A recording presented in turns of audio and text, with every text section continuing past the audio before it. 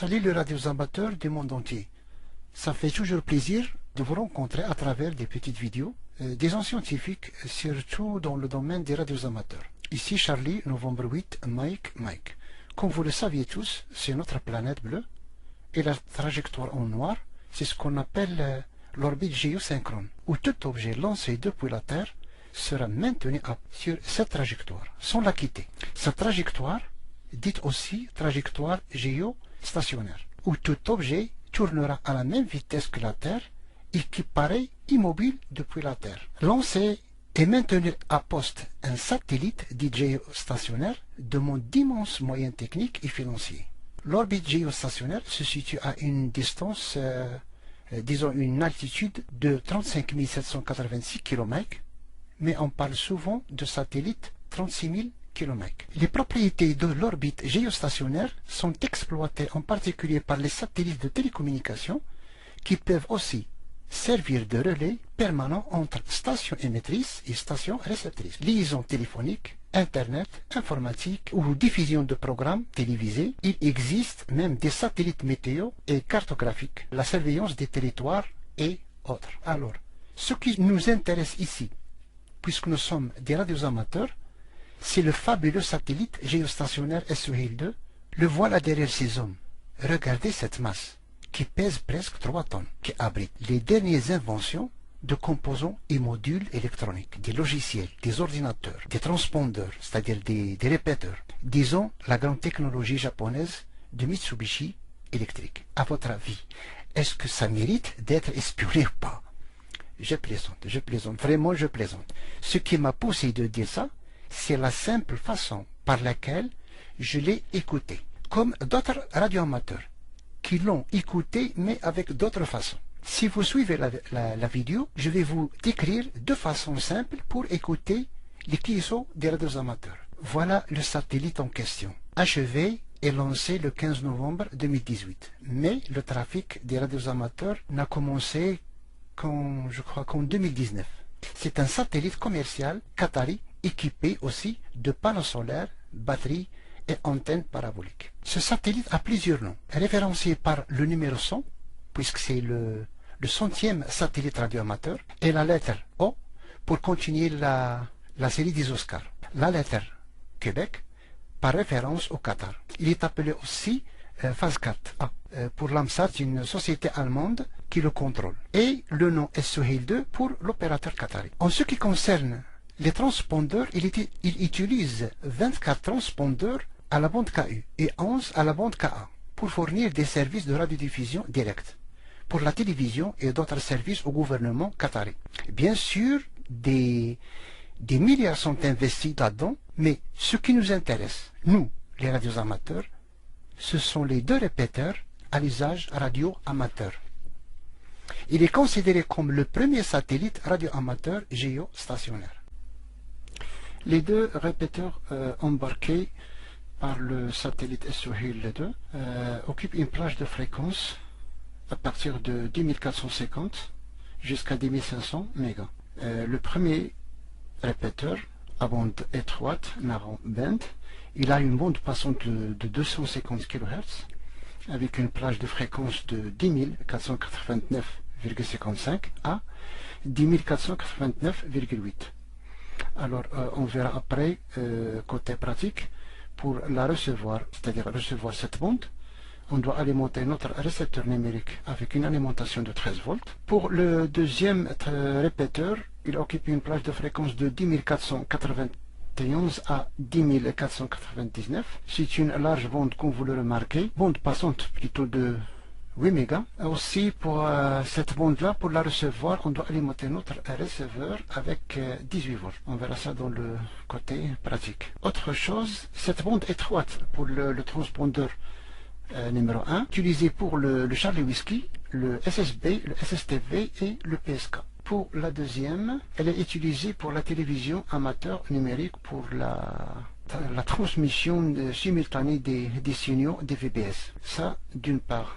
D'autre part, l'ordinateur embarqué sur le satellite SOHIL envoie des données sous forme de 3 balises. Ces données donnent une idée générale sur l'état du satellite, des panneaux solaires, l'état aussi des batteries, des composants électroniques, température et autres. Voilà, la première balise, elle est située à cette fréquence-là.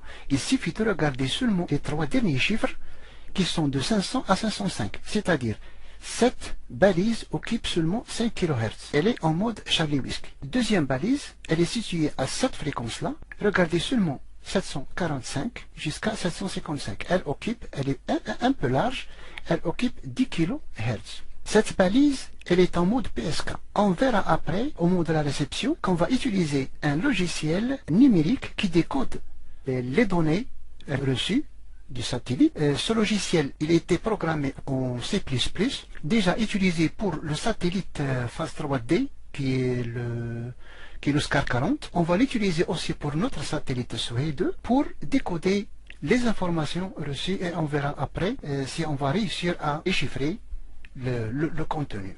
En réalité, il existe 3 balises. Celle-là, elle est expérimentale, située à cet endroit-là, à cette fréquence. Celle-là, elle est comme celle du Charlie Whiskey, elle n'occupe que 5 kHz. Ces 3 balises, il est interdit d'envoyer, de recevoir sur ces fréquences-là. Donc, il faut tenir compte de ces notions-là. Alors là, c'est une vue de l'espace. Le petit symbole en noir, c'est notre satellite Soheil. Il est à la verticalité de l'équateur, juste à la perpendiculaire de la République du Congo. La zone ovale qui est en couleur rouge, elle représente la zone de couverture du satellite. Donc les OM qui se trouvent sur cette zone de couverture doivent tenir compte de leur situation géographique. On verra qu'il existe des logiciels pour orienter vos antennes ou vos paraboles. Cette zone de couverture, vers le nord, elle s'étend vers l'Islande. Au sud, elle s'étend vers le nord de l'Antarctique. À l'est, elle s'étend vers l'ouest de la Chine. À l'ouest, elle s'étend vers l'est du Brésil. Là, c'est juste pour montrer que le satellite Soheil, il est contrôlé par 2 stations terriennes. Une à Qatar, à Doha. L'autre, il est à Bochum, en Allemagne. Ces 2 stations terriennes, ce sont eux qui contrôlent le satellite Soheil. Supposons maintenant que 2 stations radio-amateurs, l'une en Tunisie, l'autre en Espagne, en train de faire un QSO à travers le satellite Soheil, Cubicus Carson, via les 2 répéteurs embarqués sur le satellite. Un autre OM au Maroc, c'est chaîne télévisée par un récepteur DVB-S. Alors, ce récepteur, il est incapable de décoder les signaux des radios amateurs ou bien la plage de fréquence des radios amateurs, malgré que son parabole est dirigé vers le même satellite et il reçoit les mêmes fréquences. Alors, comment faire? La liaison entre 2 radios amateurs à travers le satellite, pour l'émission, ça se fait sur 2 Go,4 et la réception, ça se fait sur une plage de fréquence à partir de 10 Go700 à 12 Go750. Pour l'OM qui reçoit ces chaînes télévisées, il reçoit en même temps le signal du QSO des 2 radios amateurs, mais son récepteur ne peut pas décoder ces signaux car ce récepteur, il n'est pas fait pour ça.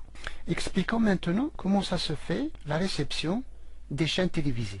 Les signaux des chaînes télévisées envoyées par le satellite vers notre parabole ou notre assiette seront reflétés vers un convertisseur qui est la tête LNB. Ce convertisseur a le rôle de convertir les gigas en mégas qui seront envoyés vers le tunnel du récepteur par l'intermédiaire d'un câble de 75 ohms. Ce convertisseur-là, il est alimenté soit par 13 volts pour recevoir les chaînes verticales ou bien alimenté par 18 volts pour recevoir les chaînes horizontales. Voilà une coupe synoptique longitudinale des convertisseurs, juste pour voir ce qui se passe à l'intérieur. Une fois que les ondes magnétiques arrivent du satellite et reflétées par l'assiette, alors ces ondes arriveront à l'intérieur du convertisseur à l'aide de ce cornet-là. Elles arrivent sous 2 formes sinusoïdales, l'une qui est verticale, représentée en rouge, l'autre horizontale, représentée en bleu.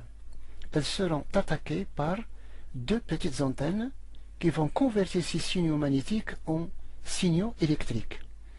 Ils passeront ensuite à un étage appelé détecteur, puis un étage préamplificateur et ainsi de suite le mélangeur amplificateur jusqu'à avoir un signal parfaitement bien reçu. En changeant les chaînes télévisées avec votre remote control, vous n'allez pas apercevoir que vous changez de tension, soit 13 volts pour les bandes basses, soit 18 volts pour les bandes hausses. Si le récepteur alimente le convertisseur avec, par exemple, 18 volts, c'est-à-dire l'excitation de l'étage horizontal, vous allez avoir un signal à bande haute de 2105 mégas qui est vraiment large. Et lorsque le récepteur excite avec 13 volts, vous excitez l'étage vertical et vous allez recevoir une bande basse de 950 MHz. Pour ceux qui n'ont pas eu la chance de voir l'intérieur d'un convertisseur, je vais vous montrer rapidement. Voilà, j'essaie d'enlever le couvercle en plastique ou bien en PVC. Regardez la poussière, je dois l'enlever. Il faut dévisser les 4 vis. De plus, enlever la colle, cette bande blanche aux alentours du couvercle. C'est une mousse, voilà, il faut l'enlever. Elle protège le convertisseur contre la pluie et la poussière. Voilà, il faut enlever le couvercle soigneusement.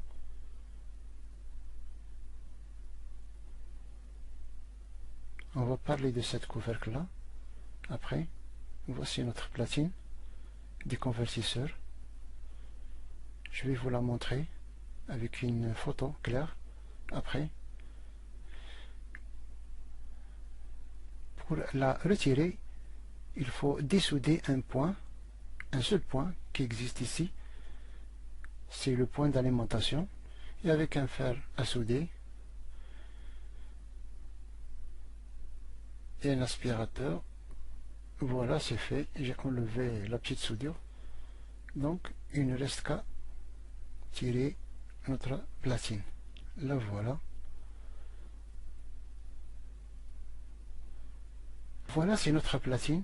Là, c'est le petit antenne qui reçoit les ondes verticales. Il mesure à peu près 1,5 cm. Celui-là, c'est l'antenne qui reçoit les ondes horizontales. Il mesure à peu près 1,2 à 3 cm. Une autre vue, voilà.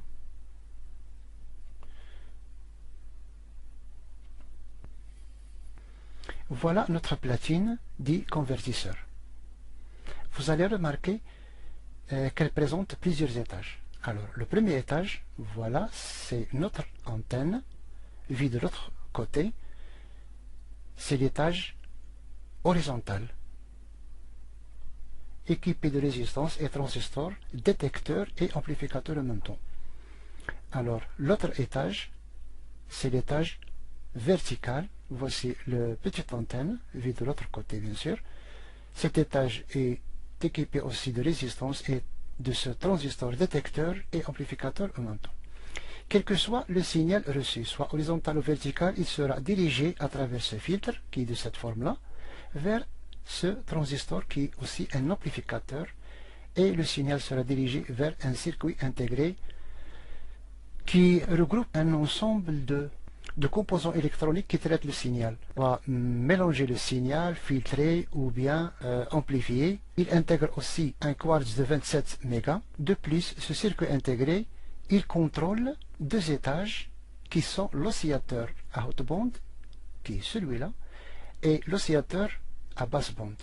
Alors, ce circuit intégré, s'il reçoit une tonalité de 22 kHz du récepteur, alors il va faire fonctionner l'oscillateur à haute bande, celui-là, et dans l'absence de ces 22 kHz, automatiquement, il va faire fonctionner l'oscillateur à basse bande. Alors, une fois le signal traité, résonné correctement, il sera envoyé à l'étage suivant, celui-là, à travers ce filtre qui est à la forme de 2 fourchettes. C'est une façon de faire des filtres. Alors, le signal aussi sera amplifié plusieurs fois. Après, il sera dirigé vers la sortie à travers cet étage-là, qui est aussi, il y a des amplificateurs. Alors là, le signal sera dirigé automatiquement vers le tunnel dit récepteur. Ce couvercle-là, il représente 2 cercles de couleur blanche. Ça, c'est une mousse colle qui cache 2 vis pour régler les diélectriques des oscillateurs, soit du niveau haut ou bien du niveau bas. Bien sûr, il faut faire attention à ne pas régler. Vous aurez besoin d'un oscilloscope et énormément d'informations afin de régler ces oscillateurs locaux. Là, le couvercle de l'autre face, il représente plusieurs murs qui séparent chaque étage d'éviter les radiofréquences. Là, je vais vous présenter rapidement un petit truc qui se trouve là-dedans. C'est comme sorte de petite antenne, mais ce n'est pas une antenne, mais c'est un séparateur de signaux. Cette petite barre circulaire, elle sépare les signaux horizontaux des signaux verticaux. Je vais essayer de vous le montrer clairement.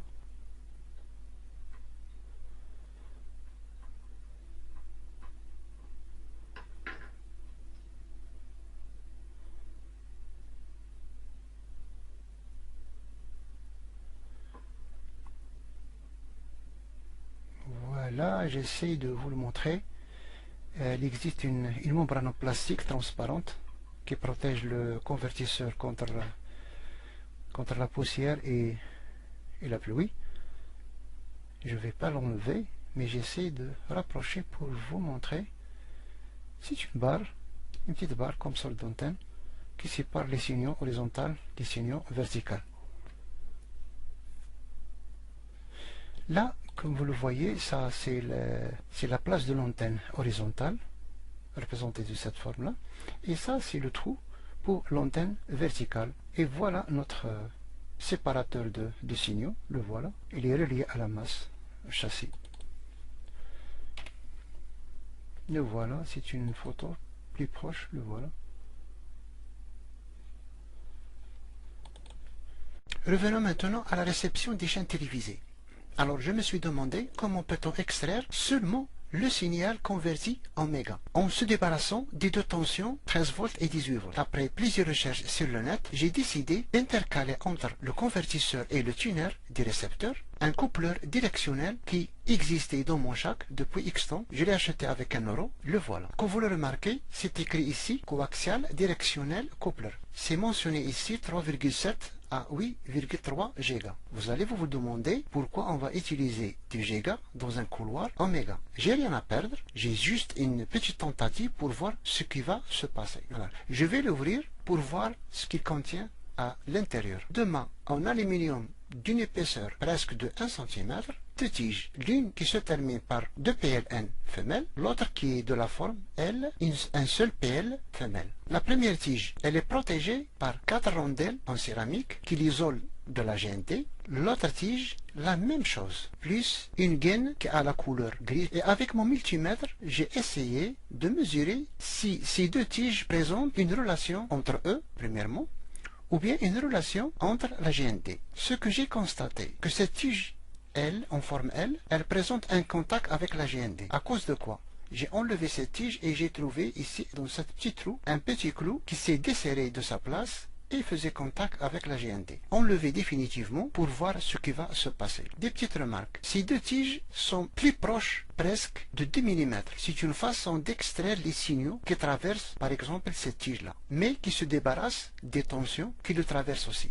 Une deuxième remarque, les deux tiges sont aplaties horizontalement sur cette place et ils sont aplatis verticalement sur cette place. Je ne sais pas pourquoi, mais peut-être c'est une méthode concernant les signaux horizontaux et verticaux. Je me suis débarrassé des PL parce que j'ai pas le connecteur mâle et j'ai utilisé des petits câbles de 10 cm. Ce sont des câbles de 75 ohms avec des connecteurs F pour les récepteurs télévisés. J'ai même utilisé des petits dominos pour en finir sur la question des contacts avec l'étage suivant. Maintenant, puisque le coupleur est intercalé entre le convertisseur et le tuner, avec mon multimètre, j'ai mesuré l'existence du courant 13 volts ou 18 volts. C'était négatif. Alors, peut-être que j'ai réussi à extraire le signal. On verra ça après le montage suivant. Ce signal, il est impossible de l'envoyer à un ordinateur directement. Donc, on a besoin d'un support qui convertit les signaux analogiques en signaux numériques afin de les traiter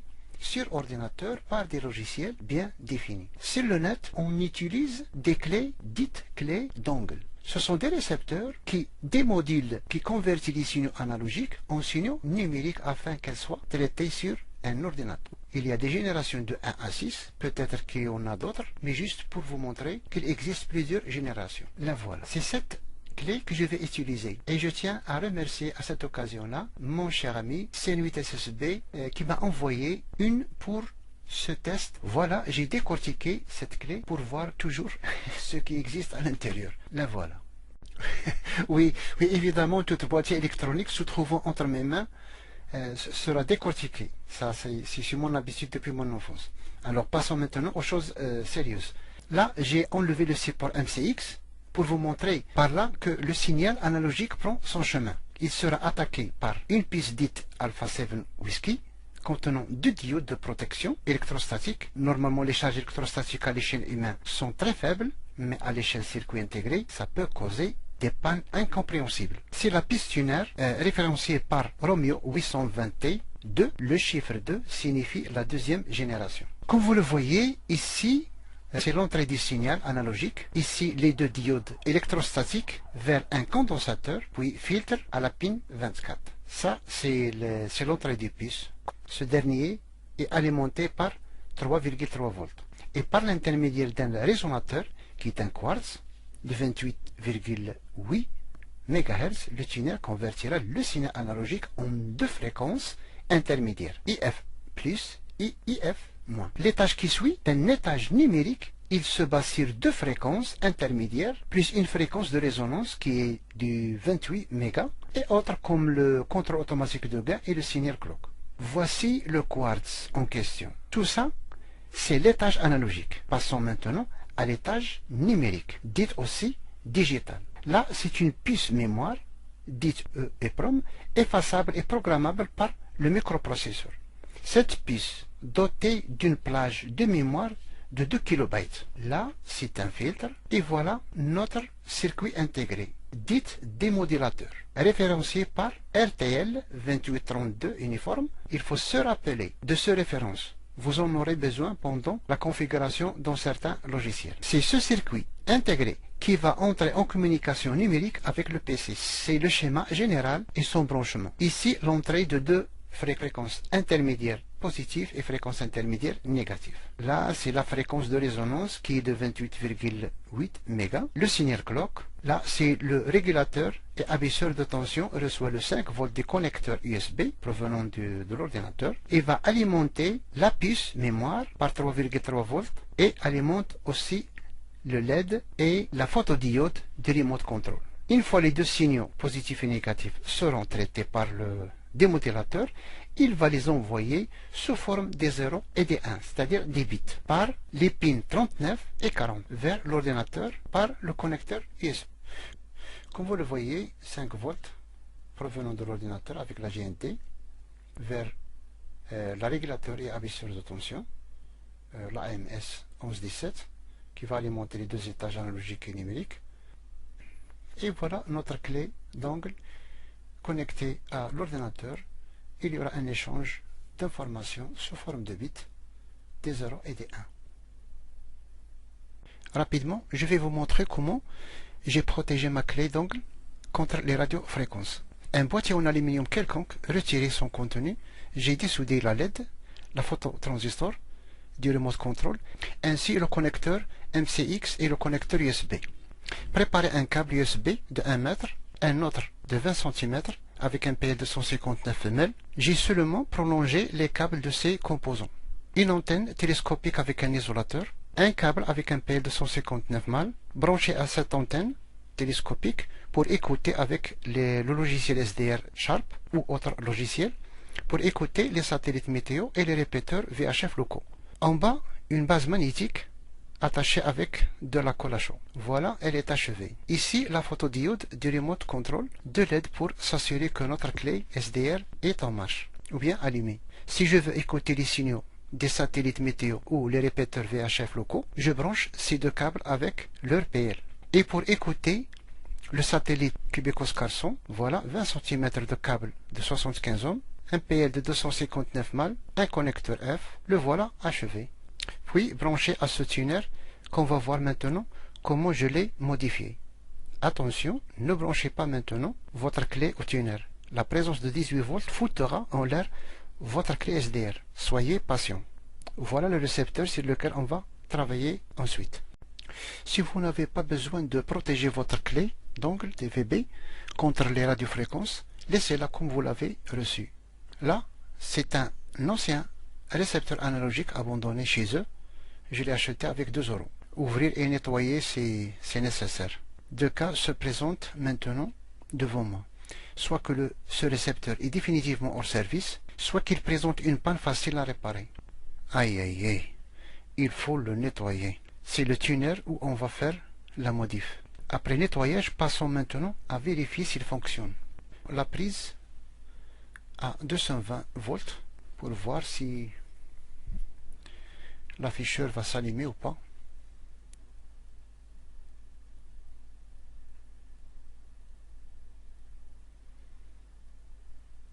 Le bouton power, l'afficheur est éteint.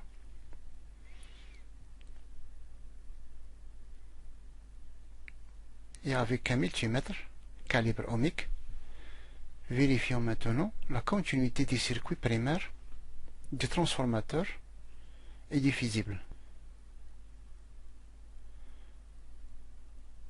C'est bien. C'est rare que le secondaire des transformateurs tombe en panne. Je vais démonter la platine pour voir si certains composants électroniques présentent des anomalies.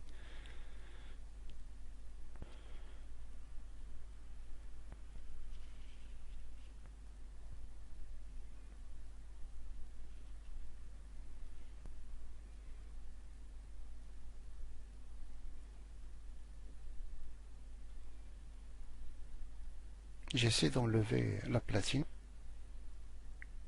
Voilà.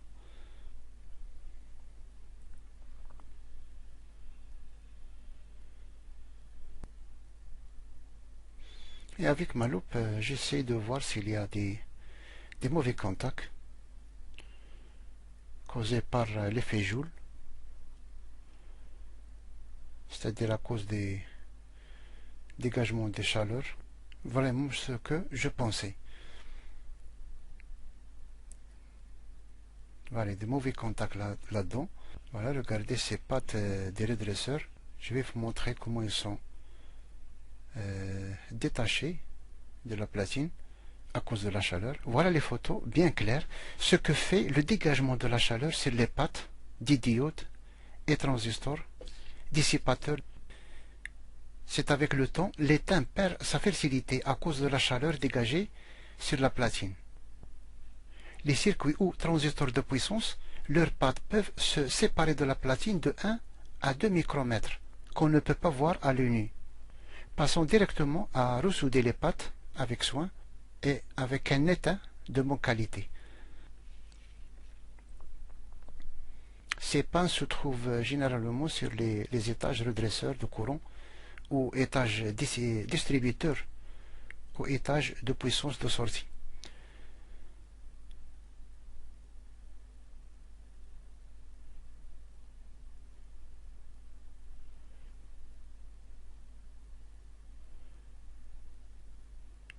Avec la loupe, ça va vous aider à ressouder correctement les pattes des composants électroniques.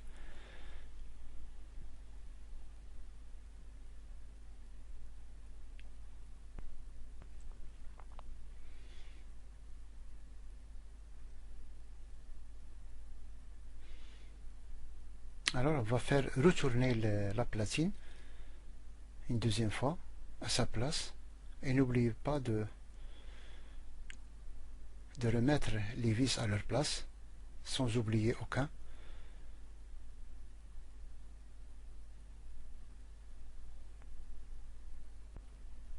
Maintenant on va allumer notre récepteur analogique pour voir si on a réussi ou pas. Et voilà, on a gagné notre récepteur analogique. Voilà les canaux, ça passe. Je crois qu'on a gagné. Il faut toujours vérifier si ça brûle vos doigts. Alors il faut enlever le secteur 220 pour éviter tout autre endommagement. Et avec mon multimètre, sur un calibre, si vous ne connaissez pas la tension que vous allez mesurer, il faut prendre la plus grande. J'ai besoin de voir les tensions de sortie sur ce tuner. Elles doivent présenter deux tensions, soit 13 volts continu ou bien 18 volts. 13 volts c'est pour le vertical et 18 pour l'horizontal.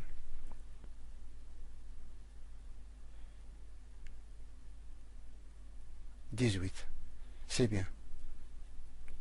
18 volts, c'est bien.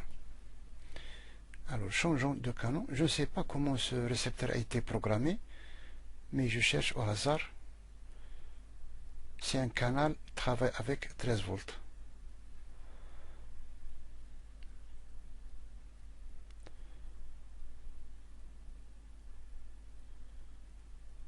Trombone à l'intérieur. Le câble noir à la masse, la GNT, et mesurons le courant continu. Voilà, c'est 13 volts. Donc, on a réussi notre travail concernant le récepteur. Voilà le tuner dont j'ai besoin pour faire ma modif.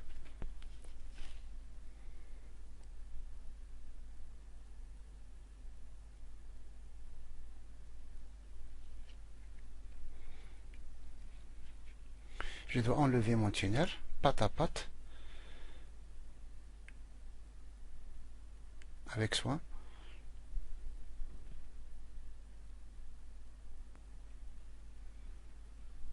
Et le voilà. Toujours nettoyé.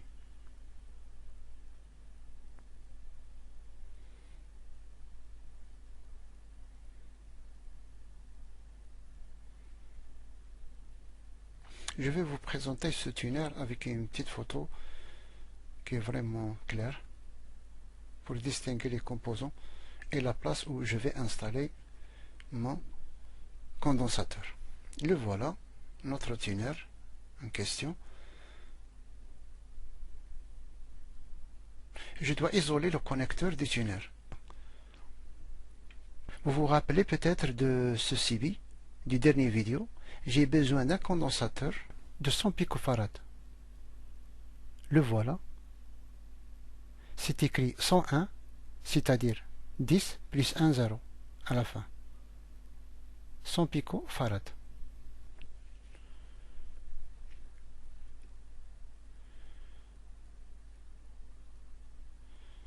Je vais essayer de l'enlever.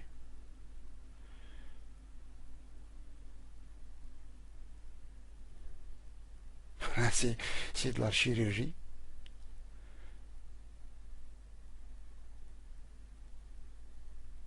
Et le voilà.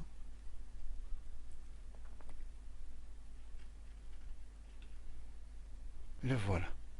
Avec ce condensateur, on va réaliser la deuxième méthode pour écouter le satellite SOL2. Revenons à notre tuner.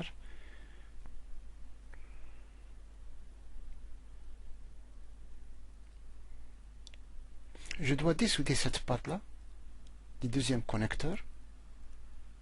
Il faut l'isoler complètement de la petite platine du tuner. Voilà.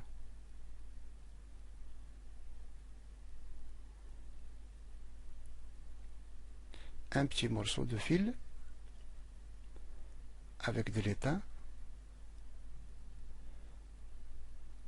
On va souder notre condensateur. Ce condensateur, c'est un bijou pour moi.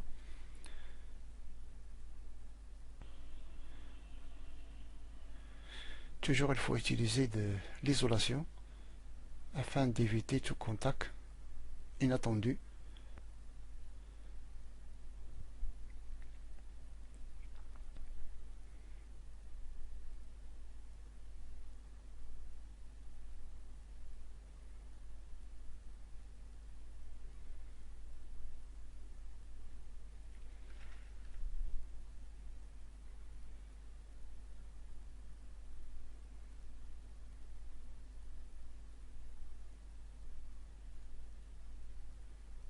J'essaie de trouver de la place pour l'intégrer.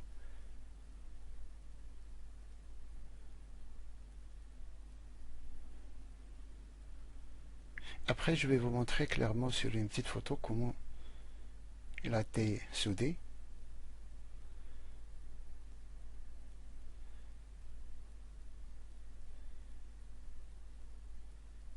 C'est ma façon de faire de l'isolation. C'est très simple.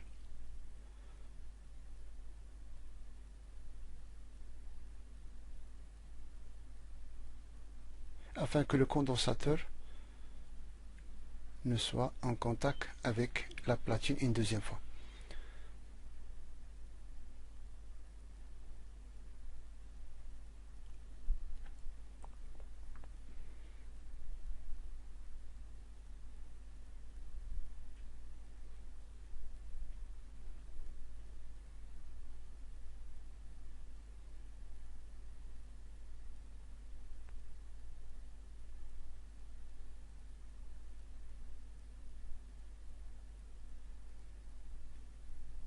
Et là, il faut souder la deuxième patte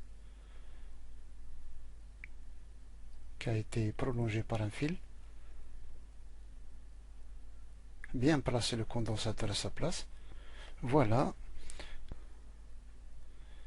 Bien branché et bien isolé. Je pense que c'est clair. Ce condensateur va sélectionner seulement le signal provenant des convertisseurs LMB en se débarrassant du 13 ou 18 volts. Et le signal sera dirigé vers la clé RTL. Voilà notre condensateur avec de la colle à chat. On essaie de le fixer définitivement.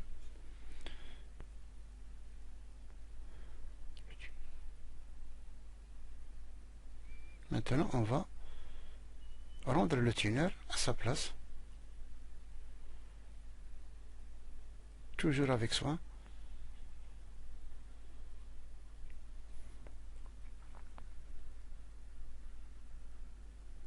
Appuyez bien pour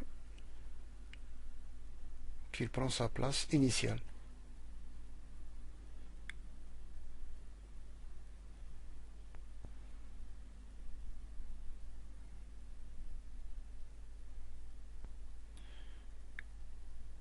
On fait retourner la platine une troisième fois à sa place, ou bien une énième fois. C'est un plaisir de faire des choses comme ça.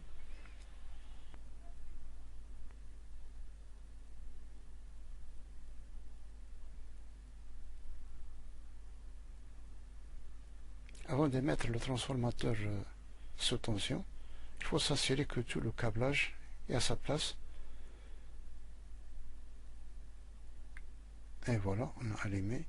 Maintenant, regardons si le condensateur ne présente pas de tension. Sur ces bornes, voilà, c'est 0. Et on a gagné, je pense. Voilà, c'est 13. Alors l'autre borne du condensateur ne doit présenter aucune tension. On a gagné, c'est fait. Alors maintenant, le premier connecteur d'en haut, normalement relié au convertisseur LNB. Et celui d'en bas sera relié avec un câble de 75 ohms à la clé RTL. Il vous reste maintenant qu'à installer le pilote clé RTL sur le PC par logiciel Zadig, c'est-à-dire la dernière version. On verra ça. On va télécharger maintenant une application Zadig. Voici le site, prenez le premier. C'est une application Windows qui installe des pilotes USB génériques. Vous trouvez ici la dernière mise à jour. Le voilà. Et voilà, vous téléchargez Zadig. J'ai trouvé 2,5. Enregistrez, branchez votre clé et exécutez l'application. Il va la reconnaître immédiatement. Sinon, mettez List All Devices et vous trouvez votre clé mentionnée ici, puis installez driver et va installer le driver. Et je vous conseille de ne plus utiliser le CD vendu avec la clé. Et afin d'exploiter les signaux d'une clé SDR sur mon PC, il faut un logiciel de traitement qui va nous permettre l'affichage du spectre reçu ainsi que la démodulation des signaux. Il existe bien sûr plusieurs logiciels qui permettent cela. Pour moi, j'ai choisi le logiciel SDR Console disponible en plateforme Windows 32 et 64 bits. Je le trouve simple à utiliser. Installation SDR. Tapez SDR Console. La première ligne. C'est le site officiel. Passez au téléchargement. Mon système est de 64 bits. Vous avez le choix. Si le vôtre est de 32. Télécharger.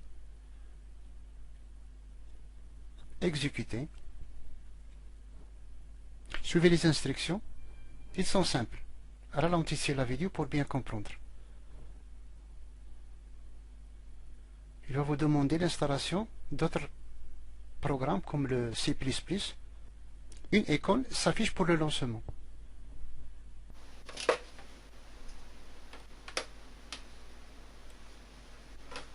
Avant d'entrer en mode réception, branchons la clé SDR sur le PC.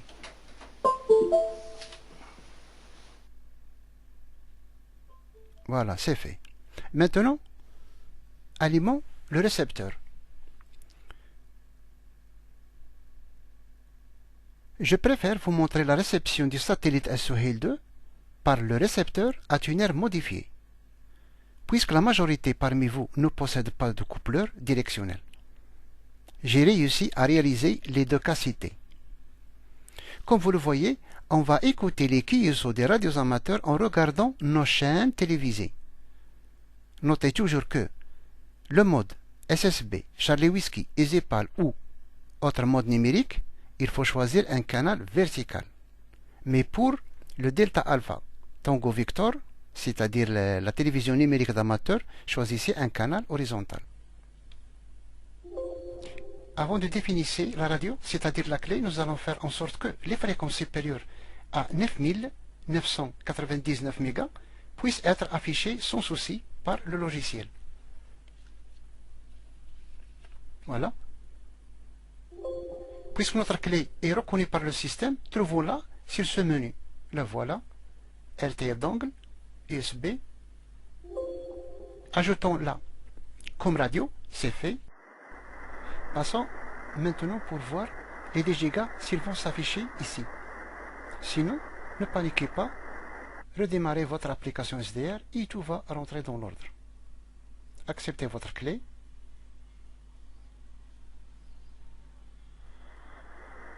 Passons maintenant à 10 gigas, 489, 800 par exemple. Maintenant, passez pour sélectionner le gestionnaire de la balise. C'est écrit ici gestionnaire Bacon. Cochez-la. OK. Redémarrez votre application et acceptez votre clé une deuxième fois.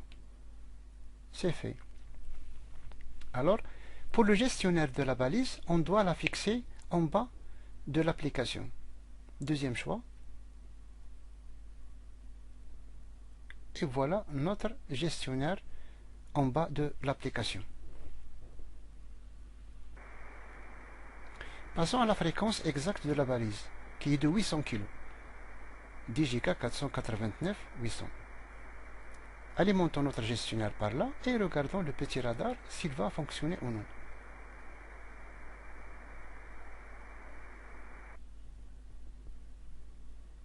Acceptez notre clé.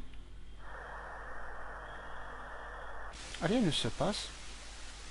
Malgré qu'on change le mode, soit AM, soit le Charlie Whiskey, la fréquence exacte de la balise, la voilà, et rien ne se passe.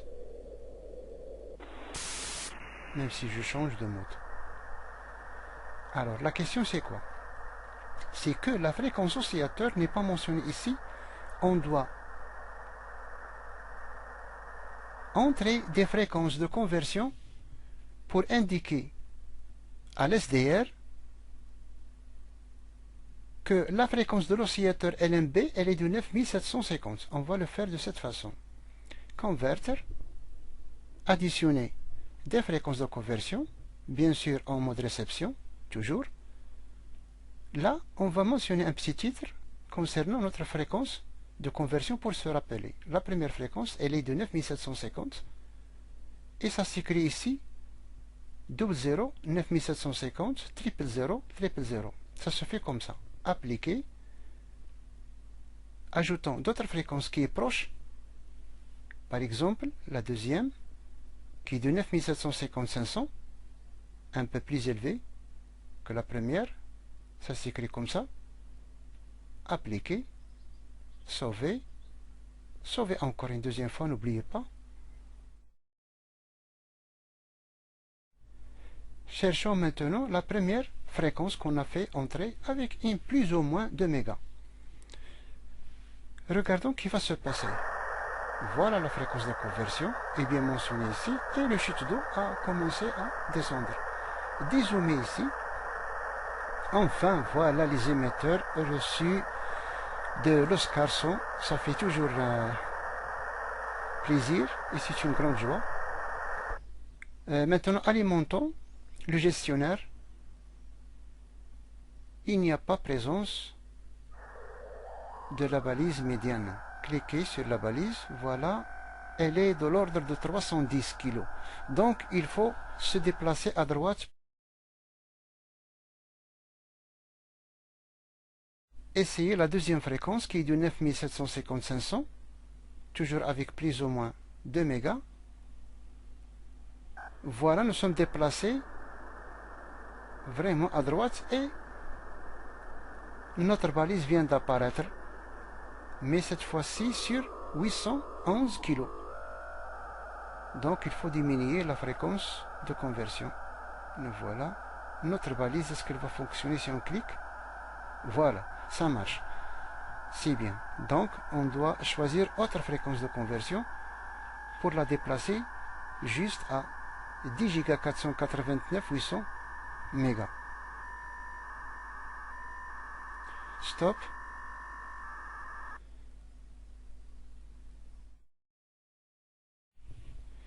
Après plusieurs recherches et plusieurs essais, je suis arrivé à régler la fréquence de l'oscillateur local sur 490, comme vous le voyez. Voilà, on va la choisir et voir ce qui va se passer. Voilà, notre balise est bien juste sur les 800 kg. La fixer définitivement ici par ce bouton. Comme nous l'avons dit au début de cette vidéo, là c'est la balise médiane avec une vitesse de 400 baud.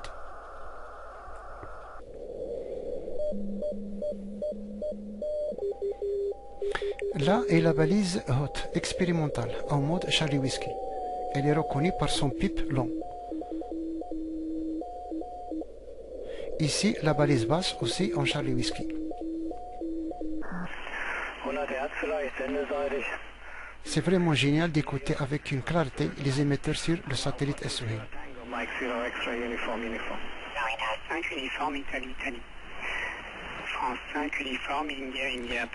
Voilà une coïncidence formidable d'un foxtrot. C'est Christian, que je lui dois un respect. C'est grâce à lui que j'ai tiré énormément d'informations sur son site. Il suffit d'écrire Foxtrot 5 uniforme India India. Et même ceux qui sont sur le satellite, c'est-à-dire l'Oscarson, sont instructifs. Salut Christian, mes 73 kg. Écoutez. Je n'ai pas, il va m'embêter plus que ça. Puis après, j'avais fait des essais effectivement avec une LFB et puis des vis au foyer, enfin aligner le tout. Ça nécessite aussi de faire des réglages. Vous allez vous familiariser aux différents réglages. C'est facile. Pour vous expliquer, ça m'a demandé beaucoup de gigas sur le net. Alors, je les ai retranchés. On était capable d'être relayé par un satellite. Je vous souhaite une bonne soirée. On a l'occasion peut-être de se recroiser en SSB et en DATV. Je pense que demain, je ferai encore une petite incursion sur le wideband avec quelques émissions de DATV. Ça fait un petit moment. Et à bientôt. Micro Jean-Claude. Fox 6 Alpha Alpha Mike. Fox 6 Lima Victor Alina. Ici France 5 uniforme. Maintenant, balise et télémétrie.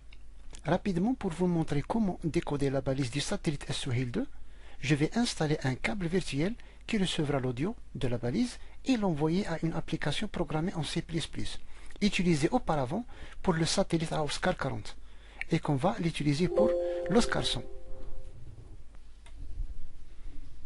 Téléchargez AO40, Romeo Charlie Victor, télémétrie, et exécutez-le. Acceptez l'erreur, proposez-lui le câble virtuel. Ça, c'est l'interface de la Oscar 40. Passez au panneau de configuration, enregistrement, ligne, écoutez, cochez écouter ce périphérique et proposez-lui le haut-parleur, d'écouter le haut-parleur. OK, OK, c'est fait. Voilà, de F1 à F8, vous allez naviguer sur les pages de cette balise. Démarrons le SDR console.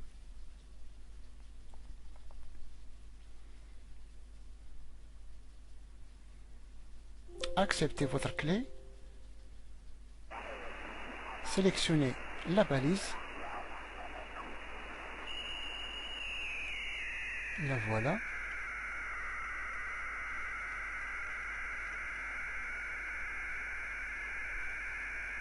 Il faut régler cette balise par le mode et par le filtre jusqu'à avoir cette ligne qui est pointillée soit entre les deux courbes vertes.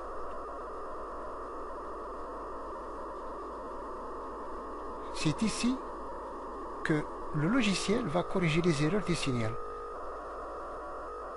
Cliquez sur F2, toujours du succès, bien sûr. Les caractéristiques de cette balise est assez proche de celles des balises du T13. De même, les spécifications techniques de cette balise sont compatibles à celles de l'Oscar 40. Un tas de données sur la température, des modèles électroniques, même des panneaux solaires, tension, courant, charge, décharge des batteries, navigation, puissance, données brutes, messagerie même, qui sont la messagerie qui est diffusée par la station terrienne, comme nous l'avons dit, AMSAT à Bochum. C'est un autre monde, vraiment un monde numérique pour les radios amateurs.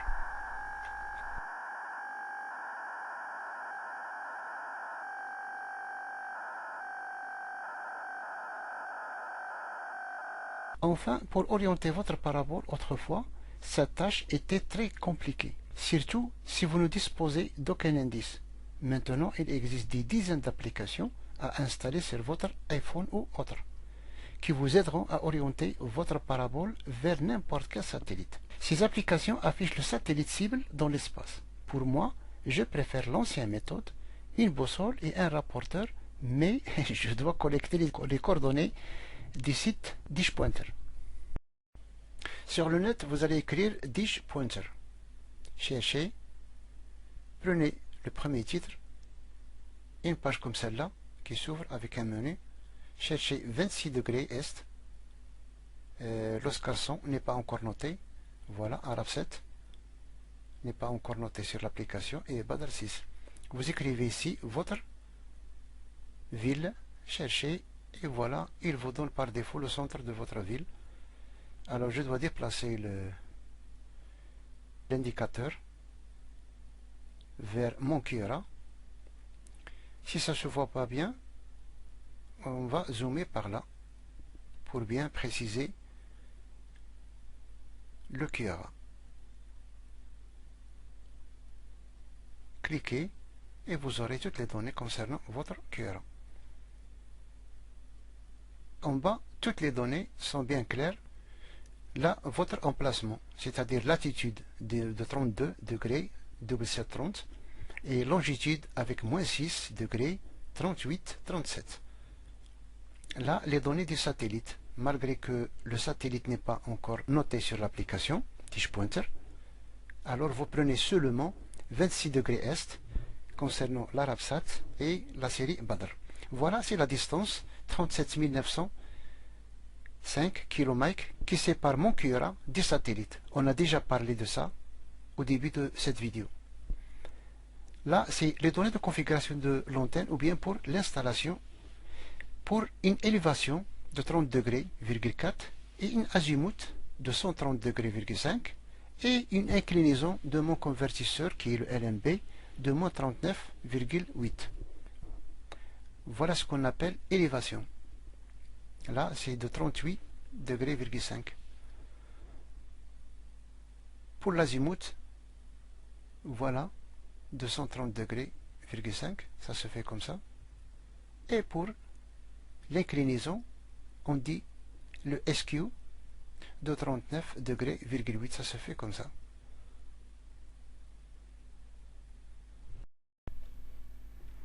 Alors, il ne me reste qu'à vous souhaiter bonne continuation. Soufflez sur la poussière de vos anciens matériels, ça me fait plaisir vos commentaires. Et n'oubliez pas un like.